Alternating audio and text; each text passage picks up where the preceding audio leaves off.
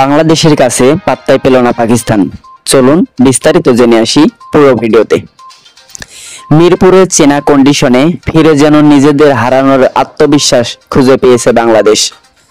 সর্বশেষ পাকিস্তান সফরে স্বাগতিকদের বিপক্ষে টি-20তে হোয়াইট হয়েছিল বাংলাদেশ। এবার ঘরের মাঠে যেন সেই প্রতিশোধই নিতে চায় বাংলাদেশ। সিরিজের প্রথম টি-20তে পাকিস্তানকে পাত্তাই দিল না লিটন দাসের দল। মিরপুরে টসে হেরে আগে ব্যাট করতে নেমে সবকটি উইকেট হারিয়ে 19 ওভার 3 বলে 110 রানের বেশি করতে পারেনি পাকিস্তান। দলের হয়ে সর্বোচ্চ 44 রান করেছেন ফখর জামান। জবাবে খেলতে নেমে 15 ওভার 3 বলেই 3 উইকেট হারিয়ে জয়ের বন্দরে পৌঁছে যায় বাংলাদেশ। ছোট্ট লক্ষ্য তাড়া করতে নেমে শুরুতেই হোঁচট খায় বাংলাদেশ।